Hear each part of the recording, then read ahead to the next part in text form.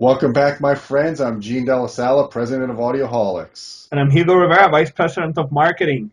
Gene, the enterprise has been shut down, bro.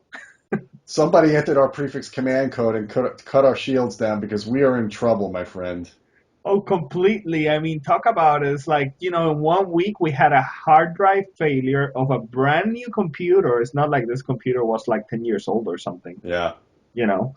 Brand new computer, hard drive failure, lose tons of data there, okay?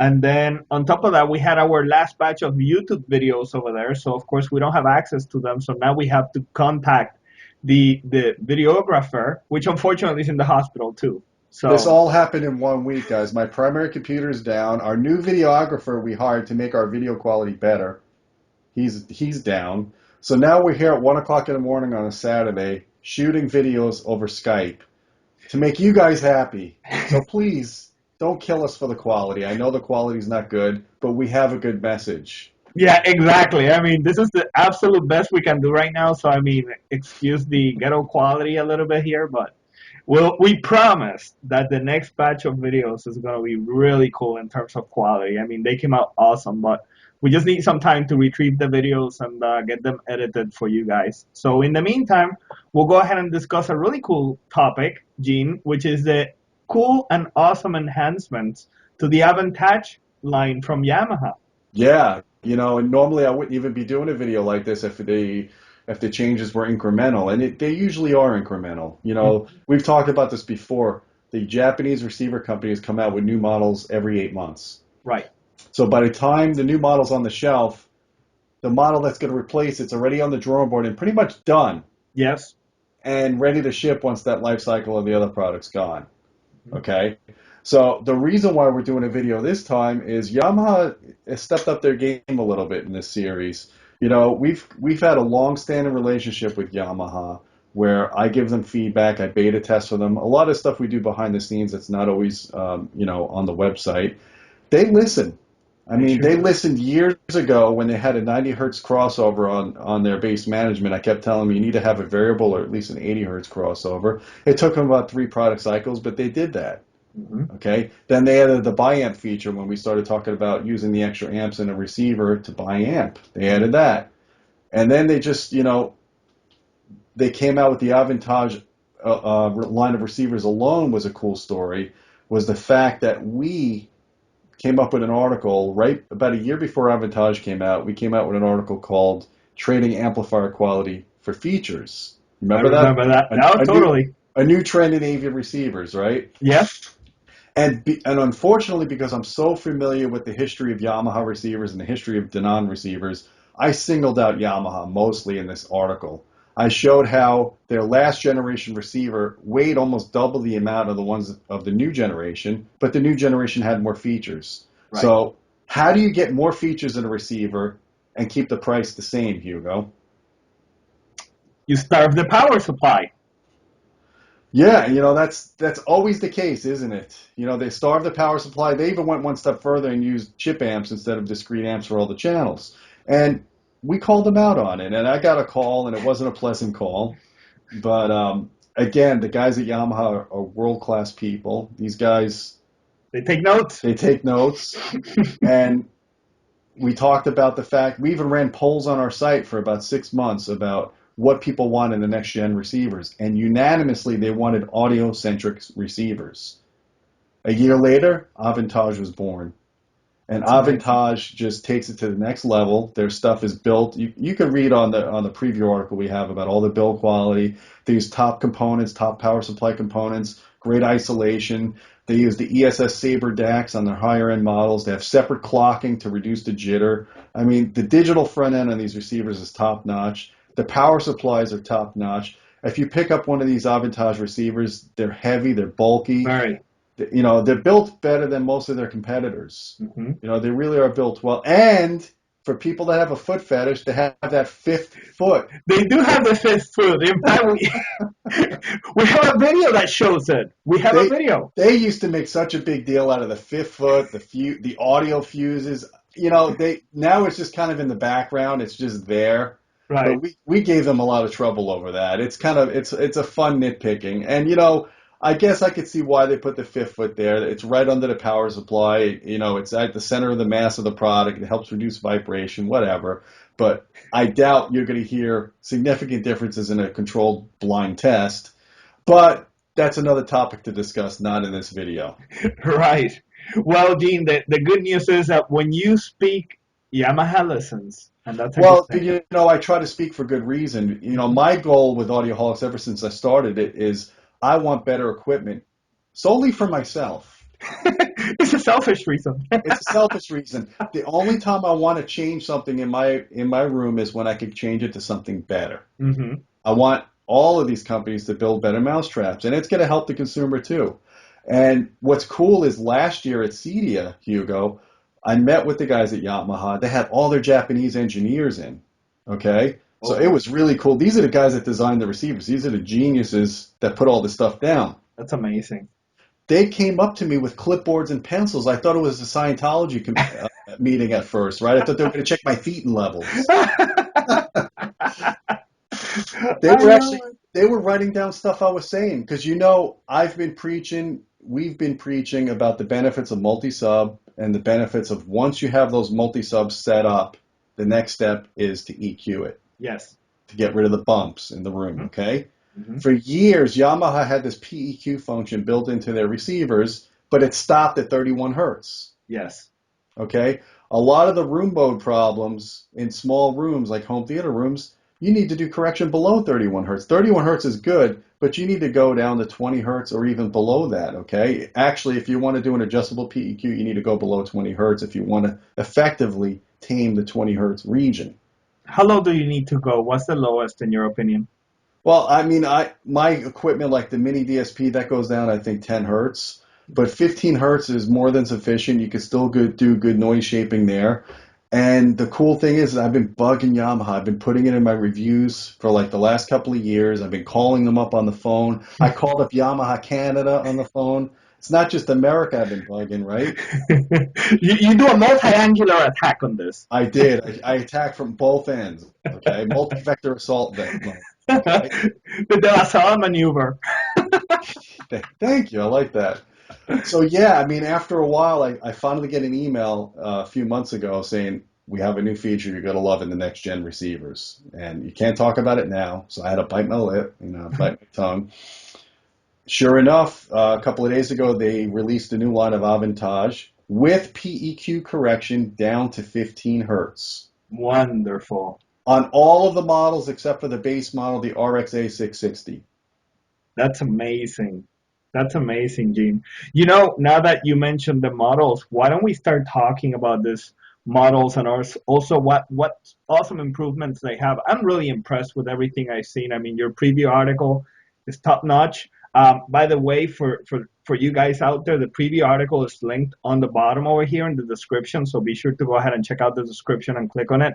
It's really an awesome preview article, definitely worth taking a look at. Yeah, and it was worth researching because they've made some fundamental changes that I'm pretty impressed with. So they've got 5 new models. It starts with the RXA 660 at 649. Mm-hmm. Then the next model is the RXA 760 at 749. Then the 860 at 999. Mm-hmm. And then they have the 1060, and I think that is, if I'm remembering correctly, 1299. Mm-hmm. And then they have the 2060 at $16.99, and finally the flagship, the Big Billy Baru, the RXA 3060 at $21.99. $21.99. Now these are retail prices. When you go into a store like Magnolia, you get them cheaper, or if you go online, you get them even cheaper than that. So it's good to know that these are just retail, so they're not as expensive as you might think when you actually go look for them. I was really surprised even with these prices, to be quite honest with you, and I think that's exciting for a lot of people out there because prices are becoming more accessible to a lot of people. With all this feature set, yeah, Totally. I mean, it's pretty amazing. And Yamaha did something cool with the AVENTAGE line for this year that they didn't have last year, not just the PEQ. If you look at their product line from this year to last year, you can now get into Atmos and DTS-X at $649. Okay. Last year, if you wanted Atmos and then a firmware update for DTS-X, you had to spend $999 on the RXA 850. model. Okay, Wow. so now you're getting that same codec, the same amount of processing channels for $649. That's awesome. Yeah, that really is. I mean, someone that wants to get their feet wet and get, a 5-channel system with 2 height channels, you've got to dip into Atmos for under $700. Street price $600. Wonderful. It's an exciting time for the audio industry, you know. It really is. Yeah, it really. I mean, all the features that they're giving you is just ridiculous. Not only that, but the DSP overlay on the bigger models. Well, actually, the flagship model. Flagship model, I'm kind of more excited about than anything else because that's got everything. Of course. I mean, it's got the 64-bit computational power, Mm-hmm. so they could do YPower. They take YPower to the next level. Okay, it does much quicker calculations. Supposedly it's more precise. We haven't tested it. It's something we're actually going to probably test. And you can overlay their DSP modes over Atmos and DTS-X. Right. So if you want your room to sound like a German cathedral or a German bathtub or, a Carnegie Hall, you have that ability now for the guys that really like the Yamaha DSP. I think there's like 24, 25 modes. It's a lot of Wow. modes. Unbelievable. Yeah. And some of that stuff is really good, especially when you're dealing with 2-channel, like old concert videos and stuff like that. I've used the music enhanced features, and it actually makes it sound pretty good. Really? That's interesting. So I wouldn't discount it. One thing Yamaha does is when they give you a feature, they never take another feature away.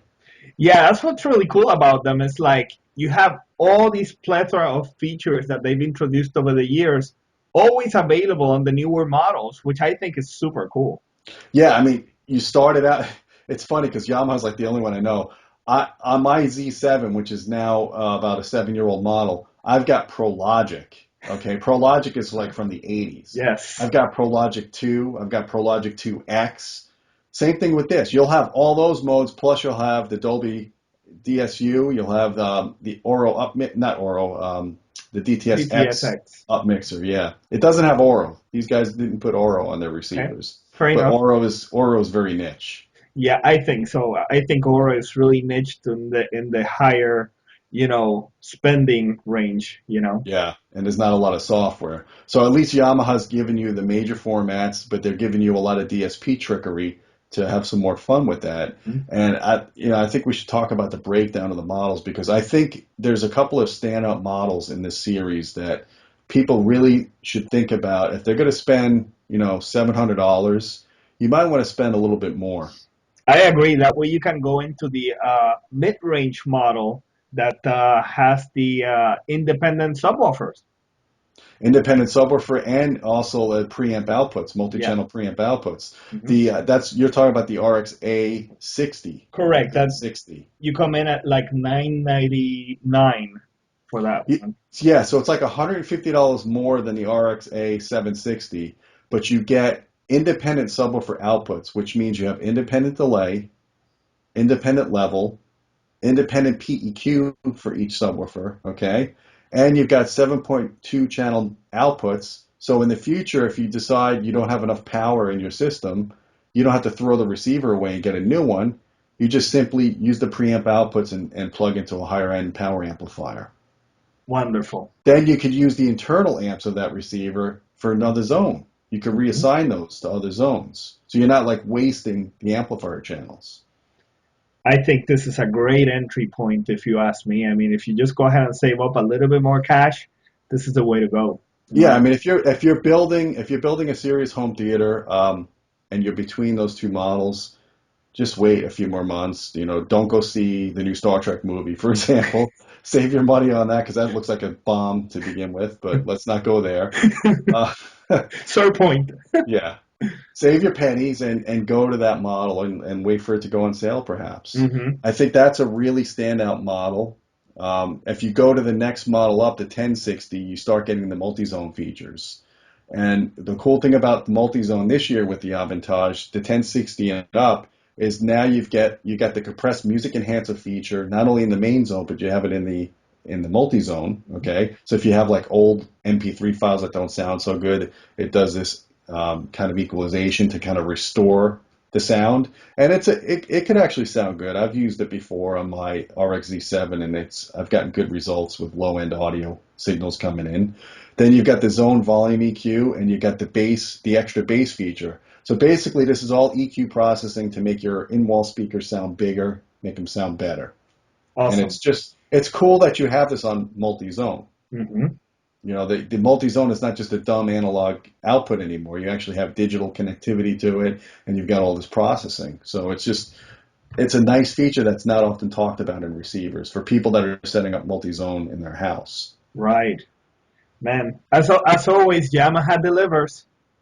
They really do. I'm looking forward to testing out this PEQ, and I wanted to talk about the YPOW, this Mm-hmm. extra processing. People are probably asking themselves, well, if it goes down to 15 hertz with the manual PEQ, does that do that with the YPOW?